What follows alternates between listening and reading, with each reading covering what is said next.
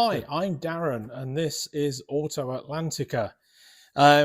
Today's a very special day for me personally, actually, because I'm not only with a gentleman here that's kind of regarded as a bit of a superhero in the local mechanics community or automotive community, but he has a business here in New Brighton, Pennsylvania, which is quite remarkable. And I first stumbled across this business online, and I've met Jim a couple of times before, and it's very, very difficult to describe until we start having a look around. But to say it is a time warp is a bit of an understatement.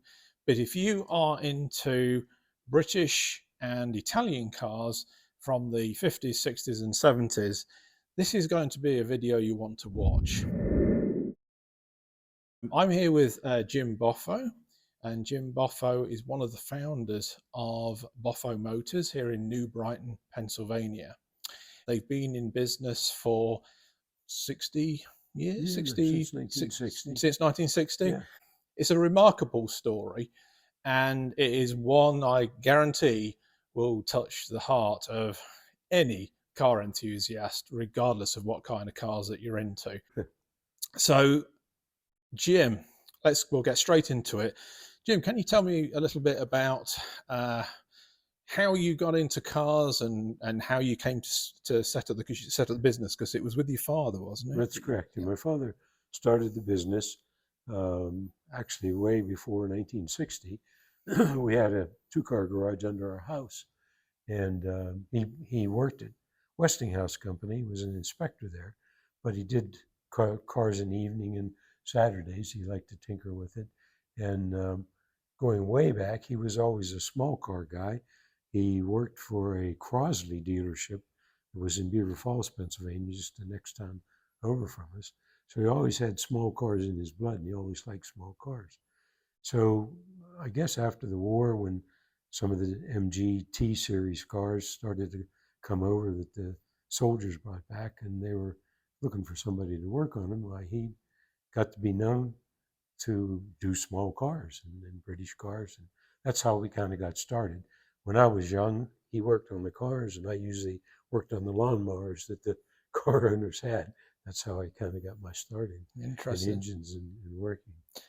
But when was it after you started the business? Were you just like working on like all sorts of cars, or were you sort of like, did you quickly focus on particular brands? Yeah, no, we didn't focus on any particular brands. When we moved into this building in I think it was 61 probably, we still did a lot of domestic cars. Yeah, because that's part of what that was the bread and butter. That was it. Yeah. And a few small cars, some British cars, a couple Italian cars. We did way back when some Fiat 600s. And we had a couple 500s we worked on. Those were pretty neat cars. And so we just kind of moved in that direction. Yeah. And one day my dad said, we could probably do pretty good if we were a new car dealer. What do you think about Triumph? I said, well, Triumph's a good selling car in this area. Let's try them out. Well, we applied to Triumph, and we got shot down basically because there was a dealer in the town either side of us, and they didn't want another dealer in the middle.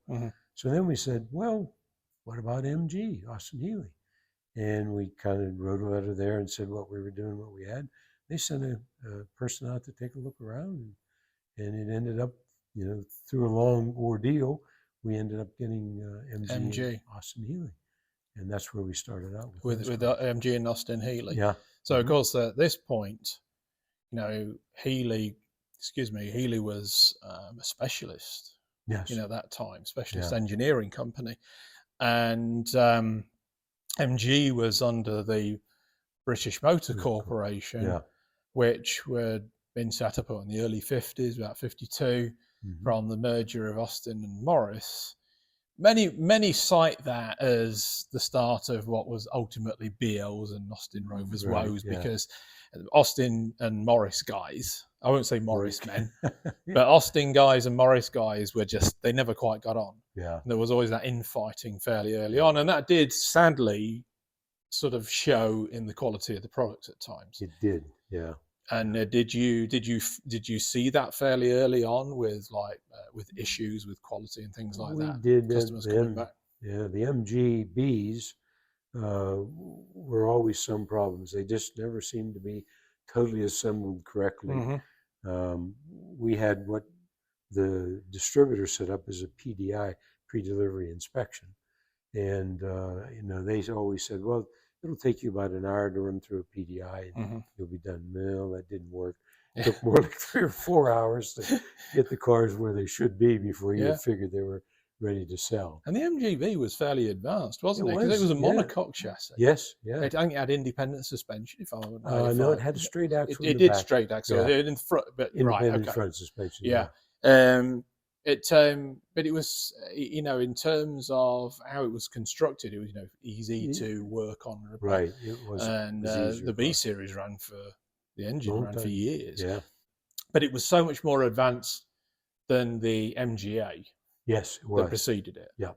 And so it's a shame really that you had those problems. But what's really interesting is that with the changes that that company went through, because it bought Jaguar in '66 and changed its name to British Motor Holdings, and that's when you became a Jaguar dealer. Mm-hmm. Now, is that something that they bestowed upon you, or is it something that you applied for as well? Well, our distributor, which was Royston Distributors at the time in Philadelphia, Pennsylvania, had Jaguar as well as MG Austin cars. And they kind of came to us and said, would you be interested in giving it a try? So we said, what the heck? We can't go wrong. Yeah. Until we got the Austin Marina. Yeah. The Morris Marina was sold here as the Austin Marina, came under the Austin fold.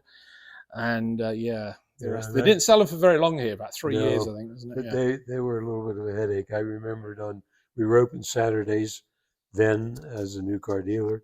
And I can remember out in the street, probably lined up at least 4 or 5 Austin Marinas on a Saturday with problems that we were needed to discuss and try to iron out and get working. So because that only had the B series 1.8 over here. Yes. They didn't get the A series engines in those over here. Yeah. Which you might have been better off with. Probably would have been, yeah. Because they mated the B engine up with Spitfire transmission, and it just wasn't a good combination. No. The standard shift cars we had some problems with. Yeah. British Leyland, of course, was renowned for this. It was constantly battling budgetary issues, and it cobbled things together, but it didn't help itself. The Triumph Stag was a perfect example in the fact that you, as a business, lived through those tumultuous times, because they became British Leyland just after I was born, January '68, I think it was, and then you clearly witnessed all the issues of BL through the '70s until their eventual demise. And from what I was reading, you lost the Jaguar franchise was the last to go, right? I think. Yes. Yeah. But that, presumably that was because of the location and the size of the dealer. That was primarily it. And I think at the time, Jaguar was trying to consolidate and just pick areas with larger dealers that were, more conducive to the car, and sales would be better. I mean, look at the dealerships that they've got now. They've got things like, palaces, glittering palaces, and it started moving that way in the '80s. I know Ford was doing that, and GM with this, corporate look. They were doing it in the UK. Things were changing big time back then. So I did wonder if that's what it was. Now then, so if you think that dealing with British headaches is something, we then go on to the Italian one. So how on earth did you have Fiat under your wing? Well, actually, the sales rep for this area came to us and said, you guys, you're established here. You know, you're well known in the area, you do good work. Would you be interested in Fiat? Mm-hmm. He said, what the heck? We'll give it a try. Why not? Given the repeat business that Fiat can give you, you know, work 24/7. Yeah. So it was an investment in some special tools and a few other things, and we're in the Fiat business. So what models were you specifically dealing? Presumably 128s? 128. Well, initially the early cars that we got were the Fiat 850s. 850s, yeah. Which eventually became a problem too. In this area, we had a lot of problem with rust, and that's what kind of killed the 850s and Fiats in general. Mechanically, they were pretty sound and they ran well. Yeah, they were tried and tested. You know, the 1100 just ran for years. That and the 128 was a very popular car in this area, and of course the Fiat Spider, the 124. Yes, Spider. the 124. And when it came heads up, because we had both cars here at the time, would be an MGB and a Fiat Spider, and you'd have a customer look at the B, and then you look at the Spider and say, "Wow, well, the twin overhead cam, a 5-speed transmission, a top that goes up and down easily. I think I'll buy a 124 Spider instead of an MGB." Yeah. So we did fairly well with Fiat as well in this area. And then, of course, by the end of the 70s, you were into the Strada era. Yeah, and I know you've got a couple of those out back. I hadn't seen one of those since I was a kid. So you kind of like witnessed the demise, you know, with some of the products, you know, from there as well. Yeah. So what's over the years, and I'm sure you got a lot of memories. What's the most unusual car that somebody's brought in, or a car that's given you a particular sort of set of headaches? Well, in sticking with British or anything really, yeah. But you know, presumably, you know, as time's gone on, you've learned from certain cars that you just want to avoid. Yeah, well, probably the biggest headache of a car that we had was a Maserati Bora that we had here. And the guy brought it in. It started out to be a repaint. And of course, the further we went, the worse it got. Yeah. So then it was a repaint, and we did the interior, and we did some engine work. And that was here for a while. So when it was finished, it was like, whew, I'm glad that car is gone. It was a fun car to drive, a neat car to look at. But it's just a lot of headaches to do the work on it. That sort of like, you know, brings me on to the kind of work that you do, because you still service all of these cars. Yeah. And for people that have got them as collector cars now, and cars that are related, there's actually a Rover P6 outside that's a customer car. I'll flag a picture of it up on the screen. It's the first Rover P6 I've ever seen over here. So this is why I'm like a kid in a candy store in this place. But you still service these cars to this day, and you engage in a lot of restoration work too. We do. Yeah. We have a TF that's near completion in the basement. I'm started on my Austin Mini Cooper, which I raced back in the 70s. I did read about that. You raced as well, yeah. Yeah. And this year at Pittsburgh Vintage Grand Prix, Mini is the featured mark. So we're trying to get my race car back together and out for that. That's awesome. And I won't be able to drive because I'm not licensed now and whatever, but a good friend of mine who's driven at Pittsburgh a number of times, and last year the Datsun 240Z set the overall lap record at the Pittsburgh Vintage Grand Prix. So I think he'll be able to drive the car pretty well. Just to give you an idea, if you're not familiar with the Pittsburgh Vintage Grand Prix, it's a bit like a week-long festival of all sorts of different car events. And a lot of it, it doesn't matter what kind of car it is, everyone gets together. And the last 2 days, they have a huge car show on the golf course at Shenley Park, and they have a track that goes all the way through, and the old vintage cars from Abarth to Triumph to MGs to Porsches to Mustangs, to you name it, Minis, they all race around it. It's the closest I can think of. It's a bit like Goodwood transplanted to the middle of Pittsburgh. So it'll be great to actually see you there. So you're going to take the Cooper this year then? Yep. Brilliant. to, yeah. That's fantastic. We'll be down there. We'll be rooting for you guys. Good. For sure. So the restoration, I mean, from the looks of it, you do like nut and bolt restorations as well. Yep, how much of your business is that? I'd say probably 20 to 30%. Is it really? Yeah. That. We've got sitting over there is a MGTA 1938 that we've done total restoration on that, and the MGTF that's done in the body shop we're assembling. Yeah. So we've got a couple of them, and actually we've got a waiting list for people when we finish something to get another car. Yeah. So do people bring cars to you that were slightly outside of the realm that you used to deal with and sell? So for instance, like Triumphs and like Maserati, dare I say it, but anything that's like British or Italian, because you didn't deal with Rover, did you? No, we didn't. We never sold Rover. No, but you still, you do work service on them, those, and service them. So yeah, if you've got, you never know. If I get a 126 under my belt, I think I'll bring that in and park it in a corner and see how they get on with that. Yeah, that's absolutely fantastic. And so you, Gary is your brother, is that right? And he operates the business with you. And is it just you two guys? Just the two of us?